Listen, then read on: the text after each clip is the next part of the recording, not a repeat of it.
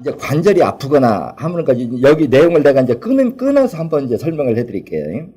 출산 후에 관절이 아프거나 몸에 찬 기운이 도는 한의학상의 증세 이제 일어났잖아요. 그러면 여기서 이제 관절이 아프다고 하는 거는 뭐를 하느냐가 하면 우리 인체 중에서 관절 부위는 체세포 개체수가 적어요. 월등하게. 우리 몸의 체온은 체세포가 영양분을 소화 연소시키는 과정에서 열을 발생하기 때문에 체세포 한 마리 한 마리는 작은 난로다 생각하시면 돼요. 근데 이제 관절 부위는 골두가 크기 때문에 그 주위에 게 없거든요. 그래서 원래 이제 피가 맑아서 피가 잘 도는 사람들은 그게 온도가 유지가 되는데 이미 신장과 간 기능이 떨어진 사람들은 어혈이 많이 생기고 이 어혈이 또 관절 부위에 이미 막힌 사람은 어떤 현상이 나냐. 쉽게 얘기해서 뱃속에서 태아를 키우면서 이미 많은 이미 흐르는 피가 산도가 높아진 상태에서 혈관이 막힌 데는 산도가 월등히 높거든요. 그러면 그 산도가 높은 데서는 어떠한 현상이 일어나냐고 하면 우리 몸에 이미 혈관이 막히면 그 부분은 온도가 떨어지겠죠. 그러니까 온도가 떨어지면 우리가 일상적으로 영양분을 소화시키면서 나올 때 처음에 발생할 때는 질소가스가 나옵니다. 질소가스의 기체가 나오거든요. 이게 이제 기체 상태에서는 호흡기로도 빠져나가고 모공으로도 나가는데 이제 액체화되면 그걸 이제 신장이 소변을 통해서 우리 몸 바깥으로 배출해요.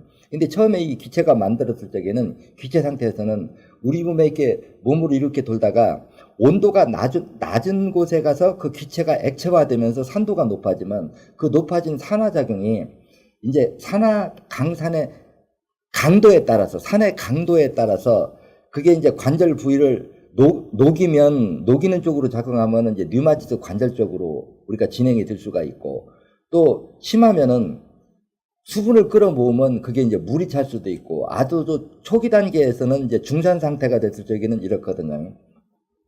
우리 한 몸이라 해도 혈관이 막혀서 피의 유속이 느린 데는 산도가 높고 유속이 빠른 데는 산도가 늦어요. 그러면 유속이 빠른 데서는 아무 현상이 일어나지 않다가 혈액 속에 지방 단백질이 그냥 흘러가다가 유속이 느려서 산도가 높은 곳에만 마치 우리가 우유에다가 식초나 뭐 신과일을 넣으면 이렇게 응고되듯이 혈전이 응고돼서 막아버리면은 근육이 경직되겠죠. 피가 돌지 못하니까요. 그러면 이제 움직일 때 통증이 올 수 있고 그러니까 결국은 어혈이 혈관을 막아도 근육이 경직돼서 온 통증이 올 수 있고 산이 주변 조직을 녹여서 오는 통증이 있고 근데 이거는 이제 사람에 따라서 전부 다르게 나타날 수가 있죠. 그 다음에 이제 출산의 고통이나 출혈, 수술 등으로 근데 이제 사실 이게 그래요. 출혈을 많이 하고 적게 하고도 따지고 보면 그렇거든요. 어떤 사람은 출산을 해도 비교적 출혈을 많이 하지 않고 어차피 출혈이 조금은 될 수밖에 없어요. 태초를 이제 끊는 과정에서. 근데 출혈을 어떤 사람은 많이 하거든요. 근데 이 차이는 뭐냐고 하면은 혈액 속에 혈소판의 양이 정상이냐 많이 적으냐 이 차이거든요. 그러면 임신 중에 산모의 신장과 간 기능이 떨어져서 폐하가 자라면서 나오는 산까지 합틀어져 가지고 지금 혈액 속에 산도가 높았어요. 그럼 산도가 높아지면 이 높아진 산은 혈소판을 녹여버리거든요. 그 녹여버리면은 혈소판이 녹으면 지혈이 잘 안 되기 때문에 많은 양의 출혈이 일어날 수 있다는 거예요. 그런데 이렇게 그러니까 많은 양의 출혈을 흘린다고 하는 거는 산도가 높은 사람이고 산도가 높은 사람은 신장과 간이 피를 요구하는 기능이 망가진 사람이다. 이렇게 진단하거든요. 그 다음에 이제 산 후에 찬바람을 쏘면 냉기가 들었다. 근데 저는 이런 얘기 들으면 속에서 좀 짜증이 확 날라고 그래요.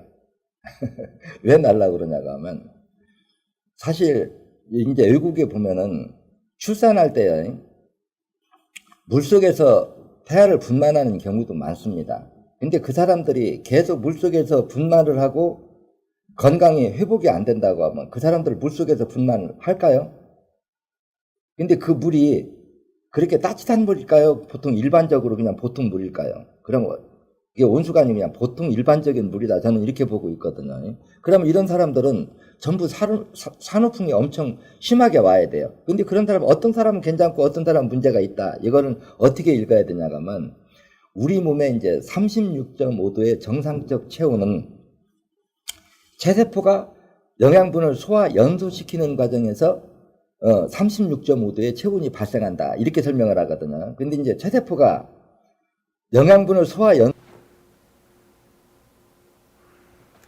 한 주 동안 잘 보내셨나요? 요즘 이제 봄이 돼서 산에 진달래꽃도 피고 벚꽃도 피고 개나리도 피고 어찌 보면 좀 이제 봄에 좋은 날이 다가오네요. 근데 이런 뭐 이제 코로나 때문에 아직은 많이 좀 불편하죠. 오늘 강의 주제는 성장 호르몬인데요. 먼저 여기 질문 내용부터 읽어드리고 하나하나 풀어서 설명을 해드릴게요. 만 10세 여자아이가 키가 크지 않아 검사해보니 성장 호르몬 분비가 부족해 키가 크지 않는다는 것입니다. 뼈 나이도 8세이고요. 성장 호르몬 치료하면 나중에 뇌졸중 위험이 커진다고 하는데 왜 성장 호르몬 분비가 부족한 것일까요?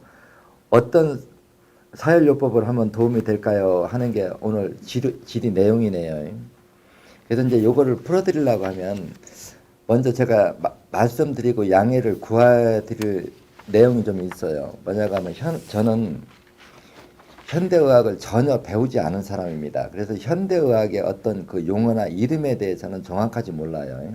하지만 우리 그 인체를 생리이치와 화학 반응의 이치로 진단하는 시각을 가졌고 또 우리 몸이 어떻게 만들어져서 어떻게 정상적 삶의 가동이 되는가 그 원리를 정지한 학문이 심천생리학이거든요. 그래서 어떤 이런 이름보다는 현재 증세를 얘기해 주면 그걸 가지고 예측이 가능한 게 심천생리학의 장점이기도 해요. 그래서 저는 병면보다는 현재 증세가 어떠냐 그리고 또 여기에다가 현대의학이 그런 증세들을 어떻게 바라보고 있느냐 그러면 이제 거기에 대해서 우리가 예측하는 데 더 도움이 되거든요. 그래서 이제 현대의학에서 성장 호르몬에 대해서 써놓은 내용을 제가 먼저 읽어드리고 여기에 대해서 이제 연결해서 좀 풀어드리는 시간을 가져볼게요. 성장 호르몬 뇌 하수체 전엽에서 분비되는 단백질 호르몬의 일종으로 개체가 성장을 비롯한 다양한 기능을 가진다. 대표적인 기능은 뇌를 제외한 다른 신체 부위의 성장을 자극한다. 칼슘 저장량을 증가시키고 뼈의 석회화를 촉진한다. 단백질 합성량을 증가시키고 이로써 근육량을 증가시킨다. 강조하지만 근육량과 근력은 같지 않다는 점이고 최근 연구를 통해 성장 호르몬이 단백질 합성에 미치는 영향이 적다는 주장이 제기되고 있다. 지방 분해를 촉진한다. 간의 포도당 흡수를 감소시킨다. 이를 포함한 많은 점에서 인슐린과 많은 연관성을 가진다. 간 내 포도당 합성을 촉진한다. 령게르 한수섬의 작용에 관여한다. 면역작용을 촉진한다. 이제 이것이 성장 호르몬이 하는 역할을 현대 이제 과학의학의 분석학으로서 통계적으로 이제 나타나는 현상을 정립해 놓은 내용이거든요.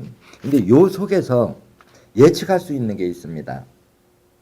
그러면 이거를 심천생리학에서는 성장 호르몬이라고 하는 거를 어떻게 풀어내는가 하는 거를 이게 정리를 해 드릴게요.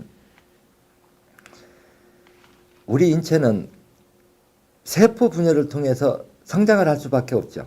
세포 분열을 통해서 이제 성장을 하는데 세포가 분열하기 위해서는 필연적으로 영양분을 소화시켜야 되고 그 영양분을 소화시키는 과정에서는 필연적으로 불완전 연소 물질의 질소가스가 발생합니다. 이 질소가스의 기체가 액체화된 게 바로 산이다 하는 게 심천생리학이 주장하는 생리 논리거든요. 그러면 어린아이가 성장할 때는 세포 분열 속도가 상당히 빨라요. 세포 분열 속도가 빠르다고 하는 것은 또 같이 연계시켜서 생각하면 영양분 소화 능력이 활성화된다는 얘기고 질소가스의 분비 능력이 향상된다는 얘기예요. 그래서 제 강의를 이렇게 들어보면은 혈액 속의 질소 밀도가 높아질수록 산소 부족이 오고 산소 부족이 심화될수록 우리가 피로감을 느낀다 그러잖아요. 요 논리를 그대로 생리 이치로 적용시켜 봅시다. 어린아이가 처음 태어나면 성장 속도가 아주 빠르죠. 근데 여기서 여러분들이 지켜보면 어떤 점이 이렇게 있느냐 하면은 우유만 먹이면 계속 잘 거예요. 우유만 먹이면 먹고 자고 먹고 자고 먹고 자고 먹고 자고. 저도 이제 서열하다가 여러분들이 피곤하고 이렇게 힘들면 일주이고 열이고 졸리면 푹 자라 이런 말을 잘하잖아요. 그래서 이 속에 그 의문점의 해답을 풀어 들어가면 돼요. 세포 분열이 왕성하다고 하는 건 영양분 소화 능력이 왕성하다는 얘기고, 영양분 소화 능력이 왕성하다는 얘기는 질소 배출이 많다는 얘기도 돼요. 그럼 질소密도가 높아진 만큼 혈액 속에 산소 부족이 오면 잠이 오기 때문에 어린아이들이 잠이 많아진다. 이렇게 보거든요.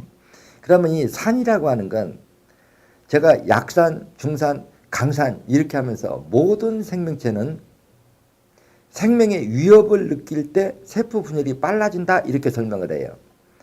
근데 생명의 위협을 주는 물질은 강산이라고 또 설명을 해서 암도 강산이 원인 물질이요, 백혈병도 강산이 원인 물질이요. 근데 이 산이라고 하는 게 종류를 분리해 보려고 하니까 몇만 가지라도 끝없이 분류가 가능해요. 왜냐고 하면은 그래서 제가 요산을 설명할 때 이렇게 설명하잖아요. 우리가 혈액 성분을 검사해 보면 1000가지, 2000가지, 과학이 발달하면 그 이상으로도 분류할 수 있다. 근데 우리 이제 체세포들은 그 몇천 가지에 되는 성분에서 일부 또는 여러 가지를 합성해서 화학 반응을 시키면서 그 세포들이 필요한 물질들을 화학 반응으로 그걸 만들어 나가거든요. 그러면 각 성분마다 화학 반응을 시킬 때 나오는 질소가스가 과연 동일하겠느냐? 성분이 다르면 화학 반응이 일어날 때 성분도 다르겠느냐? 이런 의문을 가져본다고 하면은 엄연히 다르다는 답이 나와요.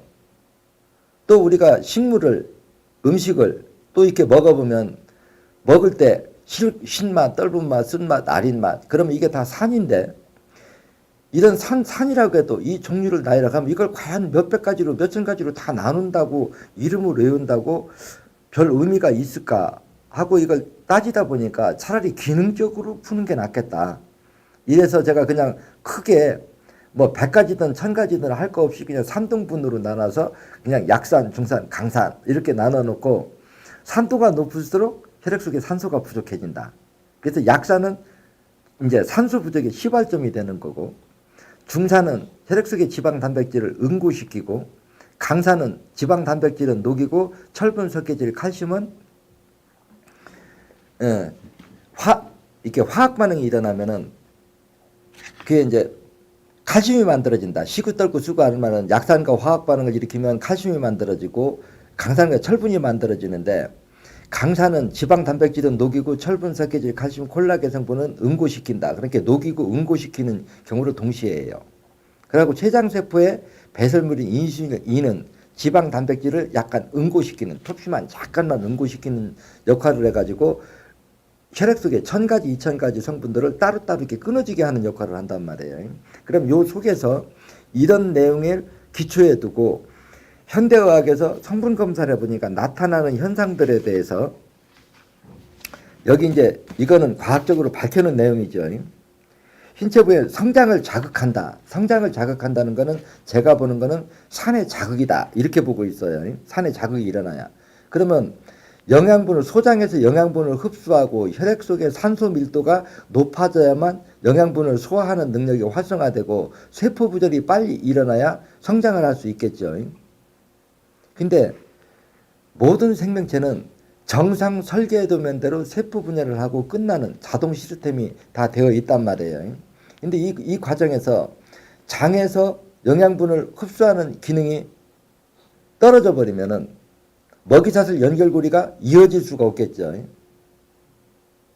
또 체세포 5마리나 7마리를 한 가족으로 해서 신경선 하나를 통해서 뇌세포 하나와 연결되어 있다. 또 이렇게 하고 체세포의 생각이 뇌에 전달된다. 그 양쪽이 다 인간이 태어나서 정상 설계도면대로 세포 분열이 다 일어나기 위해서는 이러한 것들이 전부 충족돼야 되거든요. 근데 어떠한 생명체도 세포 분열을 하기 위해서는 1차적으로 영양 공급과 산소 공급이 이루어져야 돼요. 그 영양분을 1차 가공하는 것은 장 속의 유산균이란 말이에요. 그럼 이제 이걸 기초에 두고 칼슘 저장량을 증가시키고 뼈의 석회화를 촉진한다 하는 내용이 있잖아요.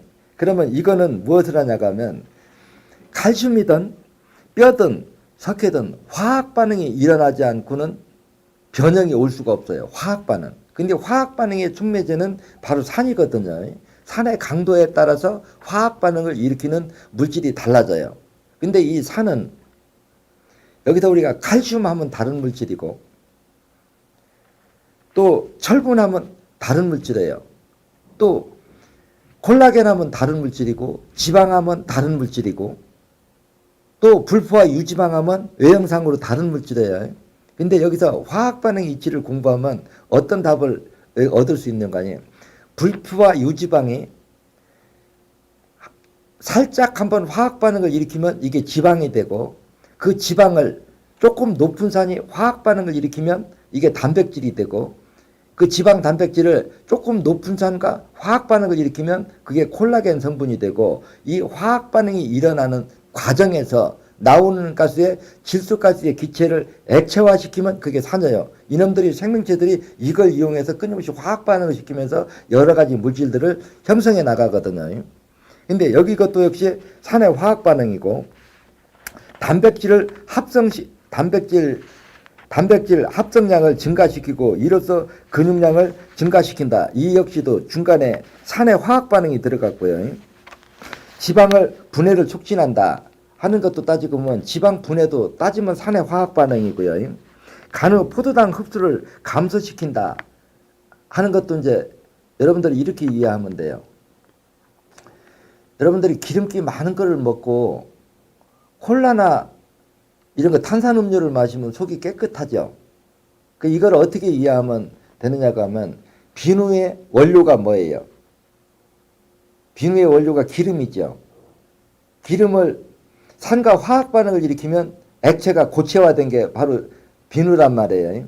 그래서 유지방은 산과 화학 반응을 일으키면 이렇게 응고되는데 기름이 유막을 형성하고 있으면 뱃속이 니글니글 하거든요. 이놈이 이제 탄산의 화학 반응이 이놈을 이렇게 액체를 고체화시키면 중간에 어때요? 산소 차단벽이 이렇게 하면 속이 이렇게 시원한 느낌이 들어가는 거거든요. 그래서 여기 하나하나 읽어보면은 전부 다 이게 산의 화학 반응이에요. 그래서 이제 이런 걸로 보면은 우리가 성장 호르몬이라고 하는 게 과연 뭘까 하고 따져보면 저는 산이다.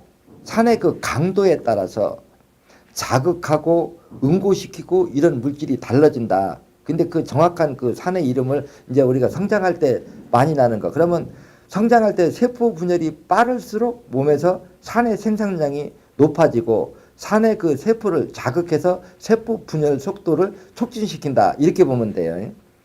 그러면 세포들이 세포 분열이 왕성하려고 하면은 영양분을 소화시키는 능력이 왕성해야 성장 호르몬이 생산이 되겠죠. 근데 영양분을 소화시키려고 하면은 1차적으로 소장에서 그 영양분을 흡수해야 돼요. 근데 이제 흡수라고 하는 것도 제가 3번 혈을 뿌리혈이다 그러잖아요. 뿌리라고 하는 거 뭐예요? 나무로 말하면 영양분을 흡수하는 곳을 우리가 뿌리라고 이렇게 알잖아요. 그래서 영양분을 흡수하는 곳이다.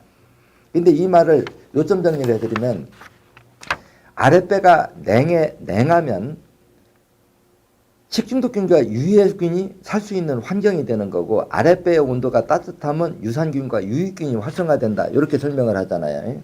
그러면 세포가 분열하는데 영양분이 왕성하게 가공이 되기 위해서는 2번, 3번을 사이에서 아랫배의 온도가 따뜻하게 해줘서 유산균의 숫자가 늘어나야만이 세포가 분열하는 데 필요한 영양분이 1차 가공이 되고 이 영양분들을 세포들이 왕성하게 소화를 시키려고 하면 혈액 속의 산소 포화도가 높아져야 돼요. 그래야 소화력이 왕성해지거든요. 그래 고지혈증이 신장 기능이 떨어지는 합병증이다 하는 게 요산 수치가 높아지는 만큼 혈액 속의 질소 밀도가 높아지고 질소 밀도가 높아지는 만큼 혈액 속의 산소 밀도가 떨어진다. 이렇게 또 생리이치로 연결고리로 설명을 한단 말이에요. 그러면 소장에서 흡수한 영양분을 왕성하게 소화를 시키려고 하면 산소 포화도가 높아져야 되고 산소 포화도가 높아지려고 하면 신장과 간이 피를 여과하는 기능이 정상화돼야만 피가 맑아진 만큼 산소 포화도가 높아지고 소화 능력이 왕성해져서 이 사이클이 세포 분열이 계속 이어지는 그 사이클이 이어질 수가 있는데, 이런 어떤 중심이 어떤 그 평행선이 무너진 것이 바로 호르몬 생산 능력이 떨어지고 이게 성장을 중단시키는가 아닌가. 그래서 이제 유전적으로 그냥 직설적으로 이렇게 표현하면 뭐 유전적으로 이렇게 키가 적은 이런 적으로 이렇게 그렇게 됐다 그러면 우리 방법으로도 가능성이 없겠죠. 근데 이제 그렇지 않고 이렇게 돌연변이처럼 이렇게 성장을 멈춘다고 하면은 이 사회요법이 의외로 큰 효과를 낼 수 있겠다. 이제 이런 생각이 드는데요. 저는 이제 이런 공부를 자연의 생리요법을 이렇게 계속 연구를 하다 보니까 제가 밖에 외출은 하지 않지만 TV는 볼 수 있잖아요. 그래서 우리나라도 지금 키가 크지 않고 아주 이렇게 적은 분들이 많고 또 필요 이상 거인증도 이렇게 있는데, 소인증이나 거인증이나 얼굴을 보면 공통점이 있어요. 우리가 장기가 우리 몸 안에 들어있어도 각 장기가 하는 역할은 이미 정해져 있거든요. 그 정해져 있는데 내부의 장기의 기능이 떨어지면 반드시 얼굴의 형태나 빛깔 이런 걸로서 그 장기의 기능 상태를 역으로 읽어낼 수가 있어요. 근데 저의 공통점은 뭐냐? 키가 큰 소인증도 거인증도 공통점은 신장 기능이 떨어지는 합병증이라는 거예요. 그런 게 써 있다는 거예요. 얼굴에요. 자폐증도 마찬가지고요. 그래서 이런 걸 볼 때 소장에서 영양분을 흡수하는 기능이 떨어진 것 플러스 신장과 간이 피를 여과하는 기능이 떨어진 게 합쳐지는 것이 성장을 멈추게 하는 거지 않나. 근데 이제 우리 인체 구조적으로 서로 우리 인체는 서로 상호적이잖아요. 세포, 신경선, 뇌. 이래서 서로 그 정보를 주고받고 지시도 하고, 그래서 뇌파에 의해서 근육세포가 수축 팽창을 하고, 이제 이런 거를 이렇게 종합해서 보면은 성장이 이렇게 멈춘 저기를 결정적으로 크게 하는 혈은 2, 3번은 항상 이제 기본 사혈로 들어가잖아요. 그러니까 이거는 이제 별로 그냥 항상 심천 사혈은 여러분들이 본사에 전화 걸어보면은 2368번을 아주 노래를 부를 거예요. 기본 사혈 하라고요. 이 생리구조에 보면 2368번이 가장 중요하거든요. 근데 이때 상체 신경을 조절해주는 그 기관은 9번, 53번, 1번이 관장을 하고 하체 쪽은 6번, 14번이 관장을 하거든요. 그럼 8번은 신장과 간, 3번은 소장, 그럼 2, 3, 6, 8번 하고 9번, 53번, 1번 빼고 6번, 14번을 빼주면 성장을 얼마든지 할 수 있고 가능성이 저는 높다. 그래서 오히려 거인증도 지금 내가 언급하는 사혈점을 똑같이 어려서부터 미리 빼주면 오히려 거인증도 치료가 가능하다. 거인증 강약제기는 이렇게도 설명을 하거든요. 그래 거인증은 비정상적으로 세포 분열을 빨리 하는 건 우리가 거인증이고, 영양 공급이 기본적으로 장에서 영양분 자체를 가공을 못하거나 영양분이 가공이 돼도 혈액 속에 산소가 부족해서 소화를 못 시키면 세포 분열이 왕성하게 이루어질 수가 없고, 세포 분열 속도가 빨라야 산도가 높아지고, 산도가 높아진 만큼 몸에 산소 부족이 오면 자거든요. 그래서 보통 우리가 젊은 놈이 무슨 잠이 많이 해도 여러분들 한번 생각해 보세요. 어릴 때 잠이 많던가요? 노인 돼서 잠이 많던가요? 우리가 나이가 많다고 하는 건 어혈이 많다는 얘기고, 어혈이 많다는 거는 생혈의 양이 적은 거고, 생혈의 양이 적으면 세포 분열을 하고 수축 팽창을 돕는 활동성 세포의 숫자가 그만큼 적다는 거거든요. 그럼 우리가 나이가 들면서 어혈의 양이 늘어나는 만큼 생혈의 양이 적고, 그러면 세포가 분열하는 세포가 적으면 어때요? 몸에 산소 부족도 빨리 나타나고 산소 보충도 빨리 되니까 나이가 들수록 잠이 없단 말이에요. 그래 이런 논리를 우리가 어린아이한테 적용시켜 보면 어린아이 때 잠이 이렇게 많은 거는 세포 분열 속도가 왕성하기 때문이다. 세포가 분열하기 위해서는 1차적으로 그 영양분이 필요한 게 우리가 1순위고 2차적으로는 그 영양분을 소화를 왕성하게 시켜야 세포 분열이 일어나는데, 세포 분열을 하려고 하면 산소가 그만큼 필요한데 신장과 간이 피를 여과하는 기능을 정상화시켜야 피가 맑아진 만큼 산소 밀도가 높아져서 세포가 영양분을 소화시키는 기능이 향상되어야 세포 분열 속도가 빨라지기 때문에 남들과 똑같이 세포 분열을 통해서 우리가 성장 속도를 맞춰 나갈 수 있지 않겠느냐 이렇게 풀어낼 수가 있어요. 이제 그런데 저는 사실 그래요. 현대의학이 갑상선 호르몬 또 이렇게 성장 호르몬 해도 결국은 이런 것들이 저는 산이다 이렇게 보고 있거든요. 그래서 우리 인체 조직을 보면 뼈가 성분이 다르고 인대가 성분이 다르고 힘줄이든지 머리카락이든지 손집이든지 손톱이든지 이런 모든 조직들이 이렇게 질감을 보면 서로 다르거든요. 그런데 이런 것들이 우리가 한 가지 성분만 넣고 화학 반응을 일으켰느냐, 두 가지를 넣고 화학 반응을 일으켰느냐, 뭐 몇 가지를 넣고 화학 반응. 그래서 제가 표현하면 우스갯소리 그런 표현도 하잖아요. 우리가 세면 공고리를 칠 때 세면만 양생시킬 수도 있고 모래를 넣고 양생시킬 수도 있고 철근 넣고 자갈 넣고도 양생시킬 수 있고.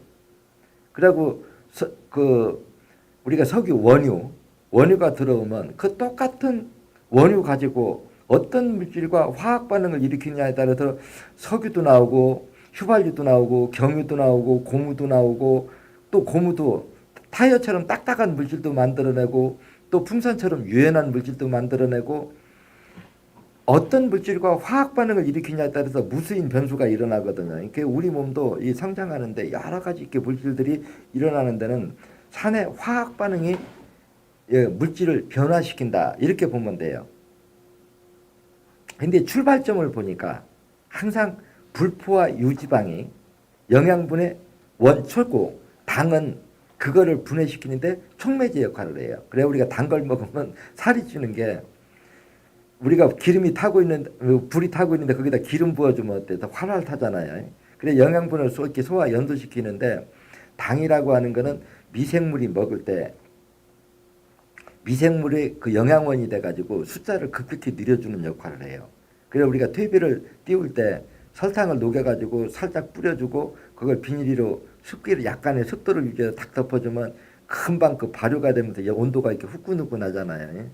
그러니까 우리 인체도 여러분들이 생각할 때 그냥 한 사람 이렇게 이해하지 말고 120조 마리나 된다 세포 숫자가 그러면 120조 마리의 독자적 생명체 한 사람이 가지고 있는 모든 삶의 기능과 세포 한 마리 한 마리마다 동일하다 이런 시각으로 보고 이런 세포들이 세포가 분열하려고 하면 영양분이 소화가 돼야 되고 소화 과정에서는 어떠한 과정에서 일어나는가 세포가 분열하기 위해서는 어떤 환경이 필요하는가 세포 분열 속도가 빠르고 늦은 거는 생명의 위협 자극이에요. 그래도 며칠 전인가 제가 얘기하면서도 그랬어요. 요즘 보면 제가 어렸을 적에는 둘 낳기 운동했어요. 그러더니 이제 두 명 낳아도 인구가 늘어나니까 둘도 많다. 하나만 낳아서 잘 키우자. 이래가지고 오히려 자녀를 못 낳게 했는데 요즘은 이제 너무 안 낳아서 탈이잖아요. 그게 안 낳아서 탈인데 한번 여러분들 가만히 생각해 보세요. 통계를 내보면 재밌는 현상이 있죠. 뭐니 해도 옛날하고 지금하고 따지면 옛날이 살기 힘들었습니다. 요즘이 살기가 편하고요. 그래갖고 요즘 현재를 기준으로 해도 경제력이 좋은 사람일수록 자녀를 적게 놓고 경제가 좀 어려운 층들이 자녀를 오히려 통계적으로 보면 많이 놔요. 이게 뭐냐고 하면 삶의 자극이 될 때 이세를 남기려고 하는 그 기능이. 그래서 저는 좀 이런 것도 한번 예측해 보거든요. 요즘 지금 코로나로 인해서 전 세계인들이 많이 지금 공포에 떨고 있고 많은 사람이 실제 이렇게 죽고 있고 피해를 입으면 두려움이 있잖아요. 그래서 저는 요 고비가 딱 넘어가고 나면은 그런 잠재적 그 두려움의 그 자극들이 오히려 자녀를 더 많이 놓는 쪽으로 작용할 것이다. 그래 이 말은 뭐냐? 식물이든 동물이든 모든 생명체는 생명의 위협을 느끼면 본질적으로 자식을 많이 남기려는 본능이 살아나는데 그게 세포 분열 속도하고도 일치한다. 이렇게 설명을 해드리는 거죠.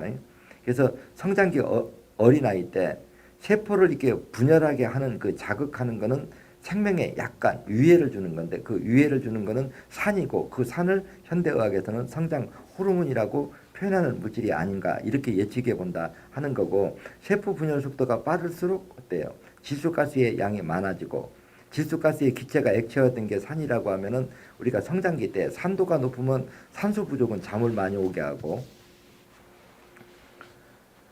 또 산도가 높을수록 세포 분열 속도를 빠르게 한다. 그래가지고 정상 설계 도면대로 세포 분열을 하게 하는데 자극하는 게 바로 이 현대의학의 성장 호르몬이라고 하는 게 일종의 산이 아닌가 이렇게 예측해 본다 이거죠. 그러면 어떻게 하면 될까요? 1차적으로 장에서 영양분을 흡수하는 기능이 좋게 한다. 그런데 음식을 먹고 싶어도 소화가 안 되면 못 먹겠죠. 그러면 2번 혈 이름은 위장혈인데 강의 때 이렇게 들어보면 2번 위장혈 별명이 있어요. 그 별명이 뭐냐? 밥도둑혈. 이 말을 왜 붙여놨는 거니? 2번을 빼서 어혈이 잘 나오면 위의 수축 연동 활동이 활성화되면은 밥맛이 좋아져요. 그래 어린아이들이 식성이 까다롭고 밥을 안 먹고 돈이나 주고 막 매달려가면서 어거지로 떠먹이는 애들 2번, 3번 사혈을 줘보세요. 지가 냉장고 열고 찾아 먹을 정도로 식욕이 왕성해지거든요. 그러면 2번, 3번을 먼저 사혈하면은 2번, 3번을 기본열로서 우리가 사혈한다고 하면 잘 먹고 영양분을 잘 흡수하게 해주는 게 우리가 1차고 그 다음에 8번을 사혈해주면 어때요? 신장과 간 기능이 회복돼서 혈액이 맑아진 만큼 산소 포화도가 높아지면 세포들이 영양분을 소화시키는 것이 활성화되겠죠. 근데 이제 사혈 막상 실전에 들어가면 이제 사혈하는 요령에는 조금 이제 여러 가지로 이게 요령을 다르게 할 수가 있어요. 그래서 이제 어린아이가 그냥 비용을 좀 들이고 한다고 하면 쉬워요. 그냥 2번, 4번은 기본 사혈로 하고 1차적으로 8번, 6번 먼저 합니다. 이제 보사의 균형을 맞으면서 그럼 성인의 식품의 한 절반 정도를 먹이면서 사혈하면 2번, 3번은 일주일에 한 2번 하고 6번하고 8번, 아니 6번, 14번, 8번을 우리가 2차 사혈로 하는데 그냥 요거는 그냥 함께 묶어서 그냥 같이 일주일에 한 번씩 사혈해주고 요거 뺀 다음에 9번, 53번, 1번을 빼주면 성장하는데 마음이 많이 도움이 되지 않을까. 그래서 제 강의 속에 항상 이런 말을 자주 하죠. 사회를 하기 전에 현재 상태를 정상이 아니라고 생각하는 거 노트에다 한번 다 적어보고 사진도 한번 찍어 놔보라고 하는 얘기는 현재 상태를 그대로 기록을 해놓으라는 얘기거든요. 그래놓고 세포 한 마리의 수명이 약 45일에서 80일을 산다면 약 3개월이거든요. 그럼 3개월이 지나면 세포 분열을 통해서 건강한 자식 세포를 남겨놓고 부모 세포는 녹아 없어지고 이게 끊임없이 반복되거든요. 그러면 기존에 있는 피부 빛깔, 탄력, 형태가 조금씩 바뀌어 나가는 걸 3개월마다 사진을 찍어서 이렇게 계속 대조를 해보면 어떨까요? 성장하는 모습이나 얼굴 형태나. 그래서 대부분 신장 기능이 떨어지면 얼굴이 이렇게 좀 퍼져 보여요. 이렇게 퍼져 보이고 간 기능이 떨어지면 얼굴이 검어 보이고 소장에서 영양분이 흡수하는 기능이 떨어지면 얼굴에 이제 피부가 좀 건조해지고 좀 메마른 상태가 되거든요. 아마 성장을 멈춘다고 하면 거의 이런 범위 안에 들지 않을까 이렇게 싶네요. 그래서 심선 생리학은 우리 인체를 이제 생리 이치로 보고 스스로 복원할 수 있는 환경을 조성해 주는 거예요. 뭐 어디를 치료하는데 무슨 뭐 어떤 작용을 하는 약을 쓰는 게 아니고 세포가 분열하는 데 필요한 게 약일까요? 영양분이 필요할까요? 영양분이죠. 그래서 제가 약은 치료제가 될 수 없다. 그런데 이제 성장 호르몬제를 먹으면 뇌 기능이 떨어진다. 여기서 이제 그 질문 내용이 들어보면 만 10세 여자아이가 키가 크지 않아 검사해보니 성장 호르몬 분비가 부족하 키가 크지 않는다는 것입니다. 뼈 나이도 8세이고요. 그러면 뼈 나이도 뼈도 제대로 성장을 못한다는 얘기인데 못한다고 하면 뼈가 녹을 수 있게 산도가 높다는 얘기고 성장 호르몬 치료를 하면 나중에 뇌졸중 위험이 커진다고 하는데 아마 뇌졸중이 왜 올까요? 뇌혈관이 막혀서 뇌혈관이 막히려고 하면 혈액 속의 지방 단백질이 산과 화학 반응을 일으켜야 뇌혈관이 막혀서 뇌졸중이라고 하는 병을 만들어낼 수가 있어요. 그럼 이 호르몬이 혈액 속에 지방 단백질을 응고시킬 수 있다 하는 가능성이 있거든요. 그럼 이거를 임상 실험을 하는 게 가능하냐 어쩌냐. 그 호르몬제 약을 우유에다가 넣어봐서 우유가 응고되면 혈액 속의 지방 단백질이 응고된다. 이렇게 단언을 할 수가 있겠죠. 저는 실험해 보진 않았어요.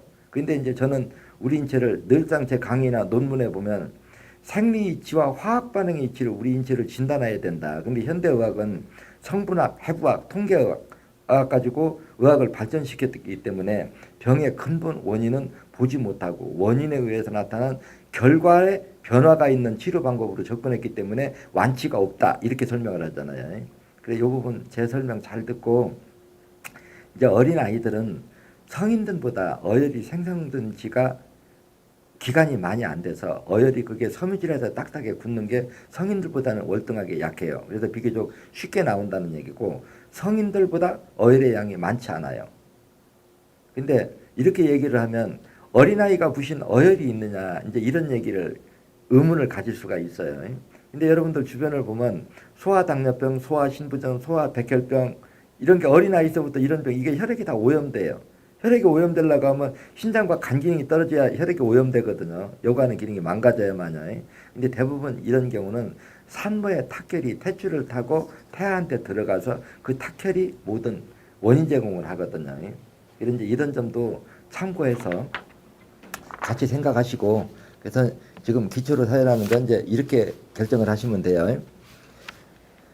그냥 비용을 아무것도 안 들이고 제일 적게 하고 싶고 한번 해보고 싶다. 시간을 오래 두고 이제 이렇게 따질 적에는 철보형과 주겸수만 먹이고 236, 236, 236, 236을 계속 반복해서 뺍니다. 그러면 2번, 3번보다 6번이 좀 빨리 나와요. 6번에서 솜이 빨아들인 피가 20% 30% 나온다 싶으면 한 주는 238, 한 주는 236, 한 주는 238, 한 주는 236 이렇게 해서 236, 8번에 사회를 끝낸 다음에 그 다음에 14번 빼고 9번, 53번, 1번 이렇게 빼는 방법이 있고 보사의 균형을 맞추면서 빼면 그냥 2번, 3번은 일주일에 두세 번 빼고 무게로 달 것도 없고 지금 이 아이가 10세 정도라고 하면은 한 일주일에 빼는 양을 한 100g에서 150g 정도 빼면 될 거예요. 한 100g에서 150g. 그럼 낮은 솜이 빨아들이는 비가 좀 많다 싶으면 100g에서 멈추고 어혈만 나온다 그러면 200g까지 빼라 이 뜻이거든요. 그럼 이렇게 빼면은 이제 보사의 균형, 영양분, 철분, 염분, 어혈을 불리는 걸 한꺼번에 이렇게 다 정식대로 할 것 같으면 그냥 2번, 3번은 일주일에 한 번 내지 두 번 그냥 기본 사일로 두고 2번, 3번에서 나오는 어혈은 무게로 달지 말고 나머지 혈을 저울해서 약 100에서 150g은 일주일에 한 번을 빼는데 그냥 1차 사일 뺄 때 8번, 6번, 14번을 그냥 동시에 걸고 약 100g에서 150g 정도를 빼라. 그리고 여기서 솜이 빨아들이는 비가 약 50% 나오면 그 다음에 9번, 53번, 1번을 사혈하면 된다. 좀 이해됐나요?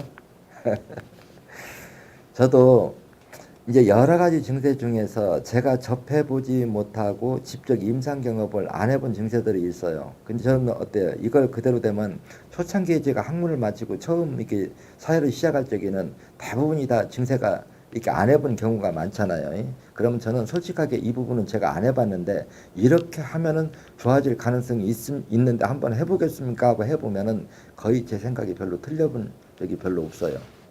근데 이 매소증을 제가 사회해본 경험은 없는데 거인증도 그렇고요. 이제 만나볼 기회가 없어서 임상은 못 해봤습니다. 그렇지만 우리 인체가 어떠한 구조로 생명이 이해가는가 이 논리를 이해한다고 하면 제가 설명한 대로 이렇게 해석을 할 수가 있거든요.